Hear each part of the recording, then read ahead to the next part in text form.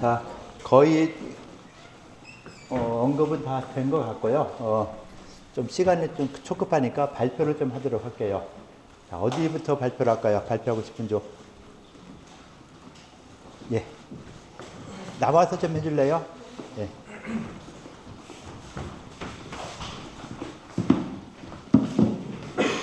자, 몇 조죠? 2조요. 자, 마이크 들고, 거기 마이크 들고. 자, 의녀제도에 대해서 2주에서 말을 할게요. 자, 잘 좀 들어주세요. 의녀제도에 대해서 일단 의녀제도라는 것은 조선시대 왕실을 지킨 여인들의 유럽편을 위해서 최초로 설치했고, 조선시대. 그리고 보통 자, 왕실을 손 지킨 좀- 여인들은 남자 의원들한테 진찰받기를 손. 떠야 했겠죠. 왜냐하면 의원들은 전부 남자니까. 그래가지고 손 떼어요, 최초로 손. 설치를 한 거고, 1406년에 지제 선교사인 허도의 권위로 신설했고요. 그리고 제생원에서 의술을 가르쳐서 선생했습니다. 조건은 의녀가 되기 위한 조건은 처음 시행부터 관비 중에서 뽑았어요. 그래가지고 굉장히 낮은 지위였고요. 그리고 뒤에 더 말하겠지만 연산군 때부터는 처음 약간 근본이 관비다 보니까 그때부터는 의술도 하고 그 다음에 뭐 가무도 되고 이렇게 해가지고 그때부터는 지위가 점점점 더 낮아졌다고 합니다. 구분은 현대 전문의처럼 진찰과 치료 전문을 하고 간병 전문도 있고 산파 전문도 있고 부인과 전문도 나눠져 있다고 합니다. 그리고 선독서식자 후습도기방이라는 뜻으로 글자를 먼저 알고 의서를 읽어가야 한다고 하는데, 이거는 뭐 저희가 배우는 원점같이 글자를 먼저 알고 그 다음에 뭐 의학적인 개념들을 아는 그런 것 같습니다. 그리고 굉장히 마음 아픈 건데, 학습 교육을 고취시키기 위해서 성적에 따라 월급을 차등적으로 지급한다고 해요. 장학금이라고 할 수 있겠지만 월급이라는 점에서 좀 더 현실적인 부분이 아닐까 생각합니다. 이처럼 학습 동기를 유발할 수 있는 지원책이 마련되면 장기적으로 이술 발전에도 긍정적인 영향을 미치는 게 아닐까. 저는 반대하긴 하지만. 자, 그리고 권징법에 따라서 무능한 자는 탈락을 시켰다고 하는데, 유급제도랑 비슷하지만 유급도 아니고 약간 한 번 잘리면 바로 제적이라고 합니다. 그래서 굉장히 열심히 공부를 했을 것 같고요. 그리고 처음에 말했던 것처럼 초반에는 범죄자 성별 감정, 그리고 귀족 분열에 대한 신문, 그리고 구타당한 부인의 상처 조사 등 그런 전문성을 지닌 일들에도 참여를 했지만, 왜냐면 아직 미술을 배웠으니까. 근데 연합군 이후부터 그냥 기생으로 전락을 했다고 합니다.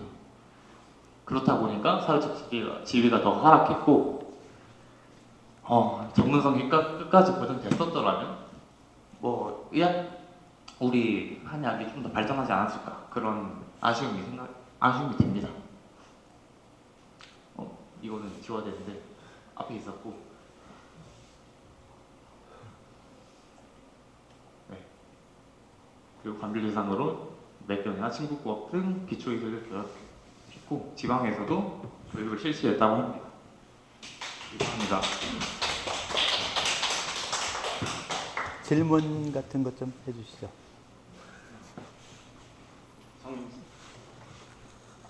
예, 해줘요. 예. 예. 성종 때는 말씀하신 것처럼 과도 나뉘어가지고 되게 전문화된 것처럼 보였고, 그래서 이제 처음에 은여 양성할 때는 관비를 선발해서 했지만은 제가 공부를 하면서 되게 전문성을 갖추게 되었구나 이렇게 생각을 했는데, 연산군 이후로 갑자기 그냥 기생으로 전락한 이유가 뭐라고 생각하시나요? 그 이유는 어떻게 보면은 임금이 좀 막 방탕했잖아요. 그러니까 거기서 그렇게 써라 하면은 내가 여기서 아무 말 안 된다 해도 안 되겠죠. 아마 그런 어떤 역사적 사실 때문에 그러지 않았을까. 이 정도만 하시면 될 것 같아요. 예. 또 다른 질문. 예. 근데 범죄자 성별 감정에 왜 의녀가 사용되나요? 딱 여러분들 남자는 그거는 제가 드라마에서 봤을 때 그러니까 옛날에는 이거 여성들은 어쨌든 한계가 있으니까 남성으로 분장해서 막 그런 경우가 있어서 그런 게 아닐까 예상을 해봅니다. 아마 저런 것도 그 성별 감정이라기 보기보다는 그 여성 비슷하다 싶으면은 그에 관련되는 일들을 시키는 거겠죠. 그러니까 여성이 만든 범죄에 대해서 거기에 대해 신문하거나 뭐 하는 이런 쪽으로 가야지 범죄자의 성별 감정이라고 하는 거는 좀 너무 이상하게 쓴 것 같아요. 그러니까 어디서 끌어왔을지 몰라도 좀 저런 거는 좀 아닌 것 같은. 그러니까 귀족 분야에 대한 신문, 뭐 구타당한 부인의 상처조사 이런 것들은 오히려 맞죠. 근데 앞에서 성별 감정까지는 뭐 구체적으로 늘 필요는 없을 것 같다라는 이런 생각이 좀 드는 것 같아요. 그래서 이런 걸 읽을 때도 좀 필요 없다 싶은 것들은 좀 조절하는 것도 여기 이렇게 했는데 이건 필요 없는 것 같다 이렇게 해주면 더 좋겠죠. 또 다음 질문 갈게요. 네.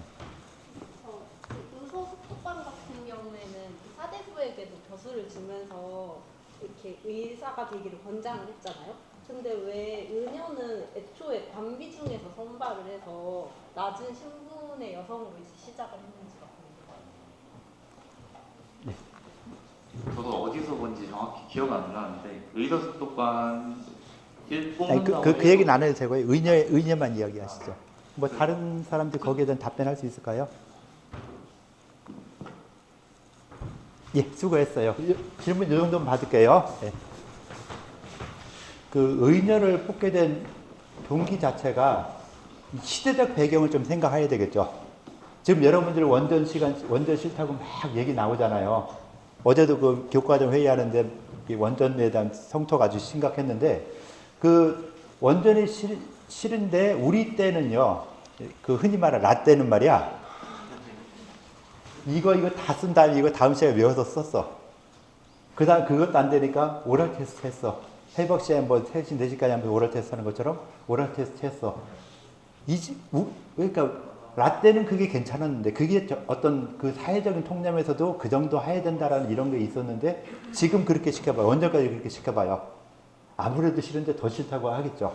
좋아하는 사람도 있긴 있지만은 그 비율이 굉장히 줄어들 것이고 거의 대부분 싫어한다 이렇게 될 거예요. 그래서 시대가 바뀌다 보니까 이렇게 된 거고 이 시대에도 남녀 차별이 좀 심해지기 시작하는 때죠. 남자 여자 구분이 많이 돼요. 고려 시대 때 남녀 차별이 있었다? 있었을까요? 없었을까요? 고려 시대 정도에?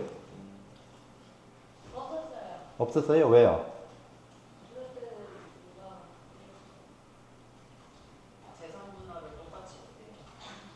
재산부와 똑같이 했으니까 남녀 차별이 없었을 것이다.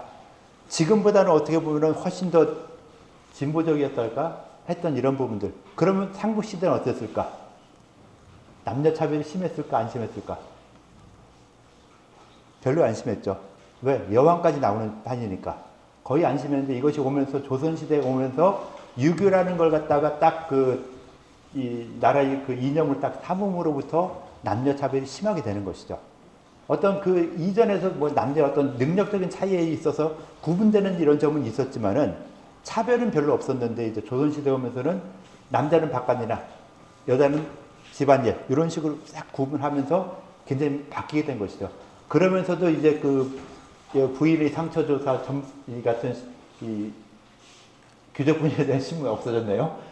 그런 것들을 딱 이야기하다 보니까 그런 거에 대해서는 남자가 그 부인이가 몸을 갖다 건든다 또 뭐 이야기한다 하는 것이 남녀 칠세 부동석이라는 이런 시대에 딱 가서 자 여학생한테 가서 자 너 어디서 뭐 했어 언제 뭐 했어 뭐 먹었어 뭐 좀 이렇게 심각한 질문들을 할 수가 없겠죠.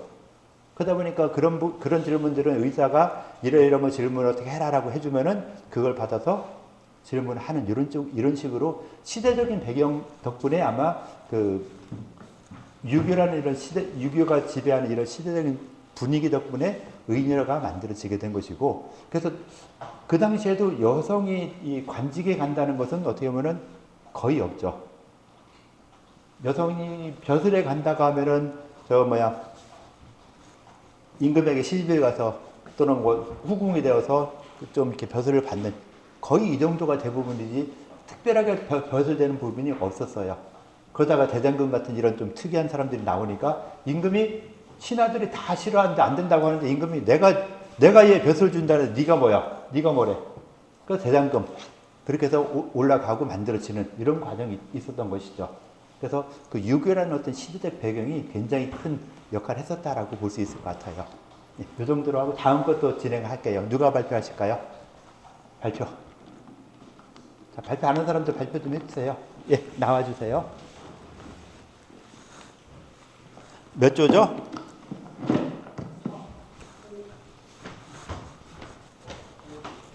몇 조인가도 몰라지. 자, 오전에 이제 의방유치에 대해서 이야기하도록 할게요. 자, 마이크 여기 있고요.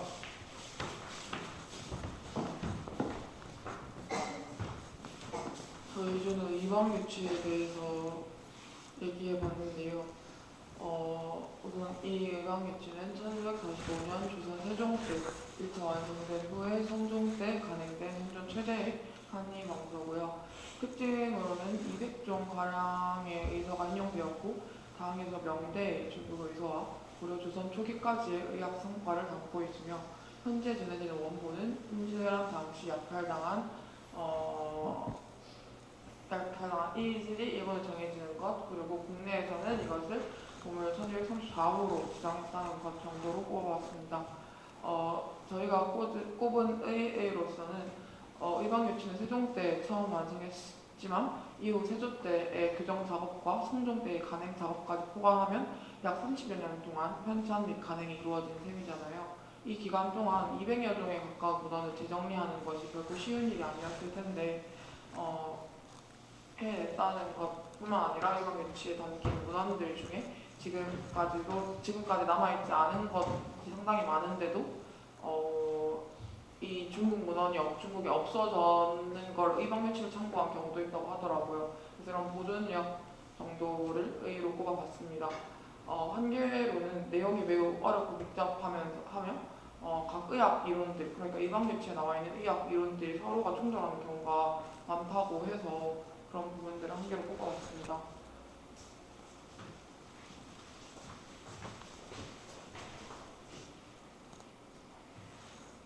저희 조가 이런 것들을 읽고 생각한 게, 조선은 중국이 중심에 있던 동아시아 의학에 크게 의존했던 만큼 의방유치의 편찬은 필수적인 과업이었지만 의방유치가 중국과 우리나라의 기존 의학 이론과 처방을 직접 한 작업인 만큼 편찬자 개인의 독창적인 견해가 들어간 것은 아니었는데, 따라서 의학이 발달하면서 변화하는 환경에 보호하기 위한 새로운 의술이 필요했고, 그런 조선의 독자적인 힘으로는 의학서적을 완성하는 발전적인 단계까지 이루어져야 했는데, 그것이 바로 허준의 동의보감으로 흘러가는 흐름을 이끌어낸 게 아니었나라는 생각을 했고요. 또 의방유치는 국내에서보다 세계에서 더 인정받고 있는 서적으로 생각을 했습니다. 당시 원견이 일본에 소개했는데 의방유치를 그대로 베껴서 의방유치 채집본이라는 이름으로 복원을 했고, 이처럼 동아시아 의학 전체의 중요성을 갖는 책인데, 임진왜란 당시에 약탈당하고 우리나라에 다시 들어왔을 때 들어왔을 때 사라지는 등 순환을 겪은 자료라고 합니다. 그래서 현재 연세대 도서관에 남아있는 것이 유일한데, 그 가치를 알고 국가적인 차원에서 보존과 연구에 힘써야 된다고 생각했습니다. 예. 이상입니다. 질문 해주시죠. 질문할 사람.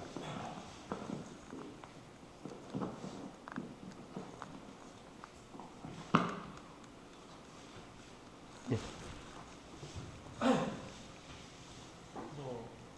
중요한 것까지는 아닌데, 의방유치라는 책이 한의학 서적이잖아요.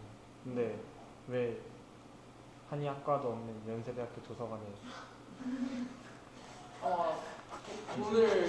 자본을 냈기 때문이 아닐까요? 대전대가 자본을 내면 대전대 도서관에 있겠네요. 예, 또 다음 질문. 예.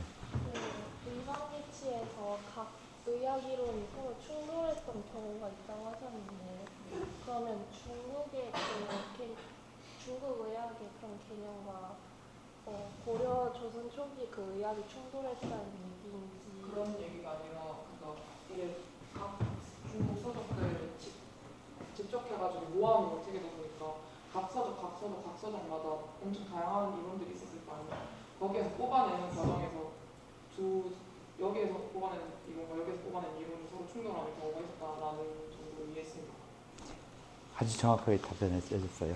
또 다른 질문 있을까요? 예, 없으면 예, 수고하셨고요. 금방 질문도 아주 예리하게 질문해 줬고요. 의학에 대해서 충돌하는 경우도 없지 않다라고 했는데 여기에 대해서 또 정확하게 답변해 줬죠. 이 의방유치라는 책은 여러 가지 책을 모아놓은 것이다라고 봐주면 돼요.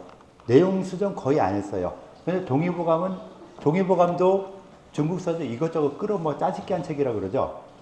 근데 동의보감에서는 그 내용이 중국 서적 이론 글자 그대로 베껴왔냐 아니면 약간 바꿨을까 요거에 대한 고민을 할 필요가 있겠죠. 동의보감에서 그 만약 의학인문에 나오는 문장을 끌어왔는데 그 끌어온 문장 의학인문 문장 그대로 끌어왔느냐 안 그러면 좀 약간 변경을 시켰느냐 뭐 둘 중 하나 찍으면 답이 나오겠죠. 변경했을 것이 아니다 하는데 실제로 딱 여러분들이 나중에 두 가지 책을 비교해서 보시면은 답이 나올 거예요.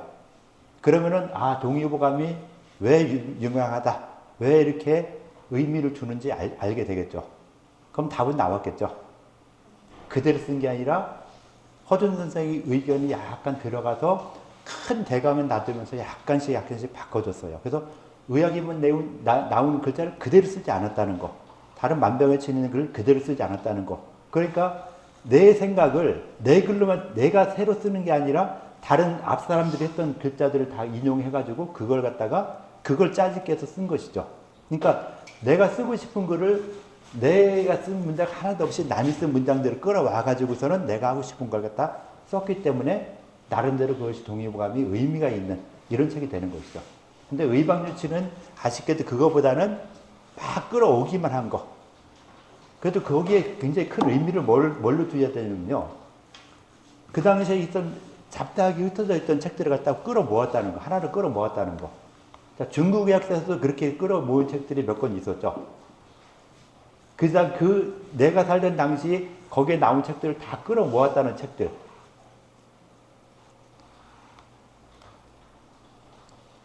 뭔가 몰라요?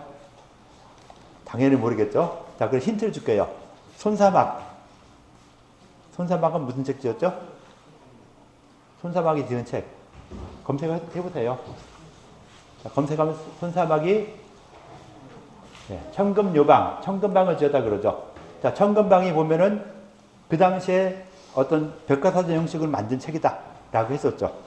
자, 그거 말고도 뒤에 그 의부절록이라든가 하는 이런 책들은 다 의부절록, 그 앞 시대의 성제총록 같은 이런 책들은 다 종합서적이에요. 태평성의 방, 성제총록 같은 송대의 다 모음의 책이고. 그러니까 송나라 시대 때 모았지만은 조선 시대에도 그 당시에 우리가 모을 수 있는 걸 다 모아서 의방유치를 만들어낸 것이고. 그 다음 후대에 와서 명대 말기 청대에 와서는 이제 사고전서라 표현하죠. 사고전서라는 건 의학 부분만 뽑은 게 아니라 그 당시에 있는 모든 학문 분야를 갖다 다 모아서 책들을 다 모아놓은 거예요. 그래가지고 사고전서 중에 의부가 있어요.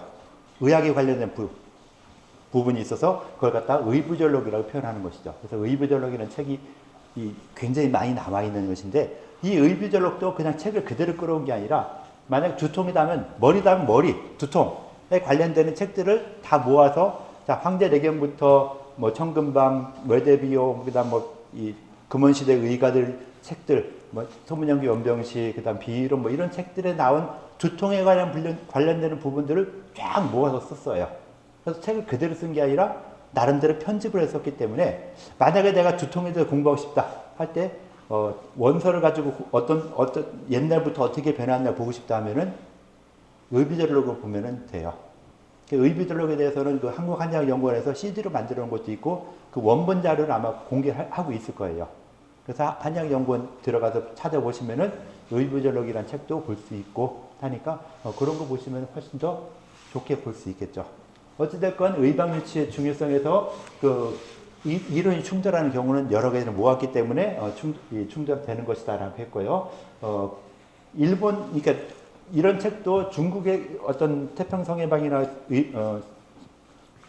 성제총록이나 이런 책들도 유명하지만은 한국에서 했던 또 중국 아닌 다른 나라에서 이렇게 방대한 저술을 했다는 것이 의미가 있었고, 일본은 중국보다는 우리하고 좀 더 밀접하게 관련이 있다 보니까 일본으로 넘어갔고, 일본으로 넘어간 다음에 일본 사람들이 지금도 안 주고 있어요, 원본은. 그래서 한국한의학연구원에서 마이크로필름으로 필름을 찍어 와가지고 의방유치를 갖다가 우리 한의학연구원에서 그 원문을 제공하고 있죠. 그래서 그 원문은 일본판을 갖다가 끌어와서 가서 하나하나 다 이 사진 찍어 와서 만든 복원한 그걸 가지고 있고, 책들이 몇 권 왔다 갔다 했는데 우리나라는 전쟁통에 없어지고 한 것이 굉장히 많았죠. 그 중에도 진짜 돈 있던 사람들이 내가 연대에 기부하고 싶어서 연대에 기부한 거예요. 그걸 갖다 왜 연대에서 가지고 있냐, 한의대도 연대에서 가지고 있냐. 이거는 의사뿐만 아니라 어떤 고고학적인 물품이 되는 것이죠.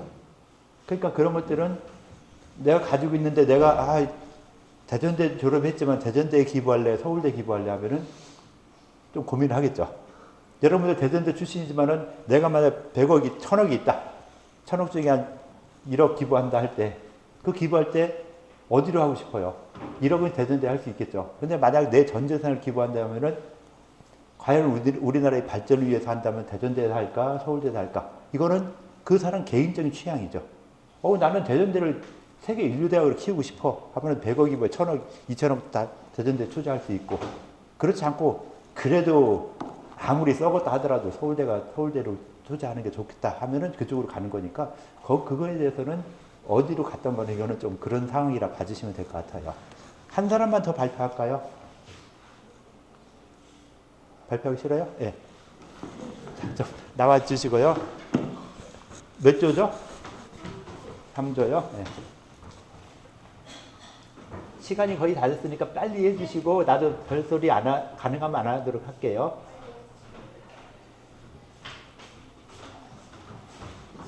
마이크 좀 있고요. 네.